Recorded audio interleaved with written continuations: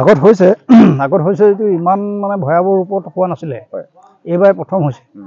প্ৰথম হোৱাৰ তাৰ প্ৰধান উৎসকেইটা হ'ল কি যে ৰঙাগড়াৰ তাৰ যিটো আগত কালভাৰ এটা আছিলে তাত এতিয়া কালভাৰ 3টা বহাই দিয়াৰ ফলত গোটেই পানীটো আমাৰ এইটো চাইডলৈ গুচি আহিছে।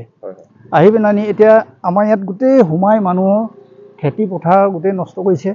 তাৰমানে গোটেই কঠীয়া মাৰি দিলে, মানুহৰ ফিচাৰী গোটেই মাছ মৰি গ'ল, ওলাই গ'ল।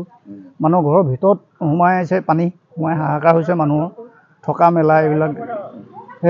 তাতে মেডিকেল বিভাগো একো আমাৰ দায়িত্ব মানে বা আমাৰ বুজ ল'বলৈ অহা নাই তেওঁলোক, আৰু অহা নাই। আৰু চৰকাৰ বিভাগৰ ফালৰ পৰাও কোনো সঁহাৰি জনোৱা নাই। আৰু দ্বিতীয় কথা হ'ল কি আমাৰ ইয়াৰ পৰা যিটো ইয়াতে আমাৰ 2টা ONGC ৰাস্তা আছে। এটা আমাৰ নিজৰ গাঁৱৰ ৰাস্তা, এটা আছে ONGC ৰাস্তা। তাত ONGC ৰাস্তাটোত 2 ঠাইত আছে কালভাৰ। সেই সৰু সৰু কালভাৰকেইটাই পানী টানিব পৰা নাই। আৰু দ্বিতীয় কথা আমাৰ এই গাঁৱতে এটা কালভাৰ আছে, এই সৰু কালভাৰ, ইও টানিব পৰা নাই। টানিব নোৱাৰাৰ ফলতে মানুহৰ এনেকুৱা দুৰ্ভিক্ষ ব্যৱস্থাটো হৈছে। এইটো আমাৰ আজি 6-7 দিনমান হ'ল। সম্পূৰ্ণ এনেকৈ ডুবি আছে। এতিয়া তাৰ উপৰিও আমাৰ ইয়াৰ পৰা যিটো পুৰণি নলা আছিলে, নলাটো গৈ নামডাঙত পৰেগৈ। ইতিমধ্যে সেই নলাটো প্ৰায় পোত খাই গ'ল। পোত খাই যোৱাৰ ফলত এতিয়া পানীটো টানিব পৰা নাই। সেইকাৰণে এনেকুৱা অৱস্থা হৈছে। যদি চৰকাৰে যদি সেই নলাটো খান্দি সুন্দৰভাৱে যদি নামডাঙত পেলাই দিব পাৰে আৰু এই কালভাৰকেইটা ঠাইত যদি কেটেল বীজৰ ব্যৱস্থা কৰি দিয়ে, তেনেহ'লে আমাৰ মানুহখিনি আমাৰ প্ৰায় 7-8খন গাঁও মানে ৰক্ষা পৰিব। সমস্যা হৈছে চাগে। খোৱা পানীৰ ব্যৱস্থাটো আমাৰ প্ৰায় নাই। চৰকাৰৰ এই পাইপকেইডালহে আছে। পানীৰ ব্যৱস্থাটো আমাৰ নাই। এতিয়া মহামাৰী হ'ব পাৰে। মহামাৰীটো হোৱাটো নিশ্চিত। এইটো পাৰে বুলি কোনো কথাই নাই। এতিয়া খোৱা পানীটো আটাইতকৈ ডাঙৰ মানে প্ৰয়োজনীয় বস্তু।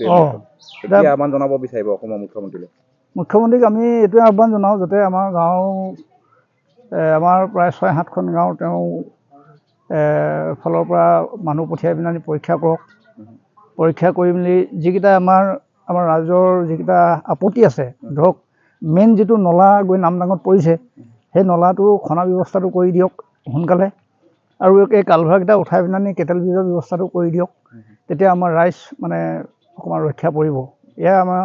এইখিনি কাম কৰি দিলে আমাৰ মুখ্যমন্ত্ৰীৰ ওচৰত আমাক নথৈ মানে সহায় কৰা হ'ব।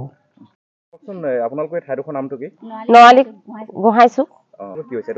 পানীয়ে একদম গোটেই বোৱাই পেলাইছে, একদম চাৰিওফালে। আৰু গছ গছনি বোলে মৰিবলৈ হেৰি নাই। আৰু বাৰীবোৰত ঘৰবোৰত গোটেই বোৱাই পেলাইছে। মাছ চাছ এইবোৰ ফিচাৰী চিচাৰী চব মাছবোৰ উটুৱাই লৈ গৈছে। তাৰমানে কেতিয়াৰ পৰা হৈছে পানীটো? কালিৰ পৰা সোমাইছে। এইটো আগতে হৈছিলে নেকি এনেকুৱা? নাই হোৱা আগতে নাই হোৱা।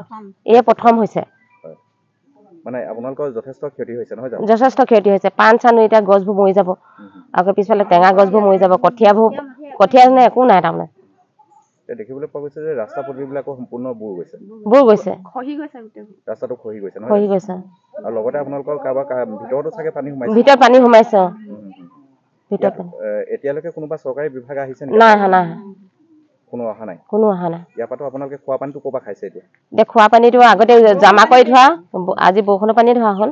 আৰু জমা কৰা পানীখিনি য'ত টেপটো আছে তাকো বোৱাই পেলালে পানী।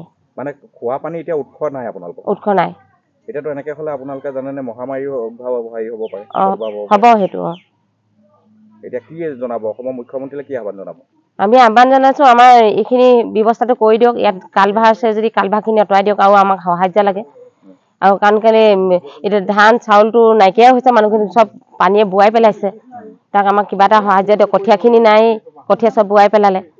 আৰু পাণ গছ, তামোল গছ, হেৰি গছ একো নাথাকে তাৰমানে সেইখিনি।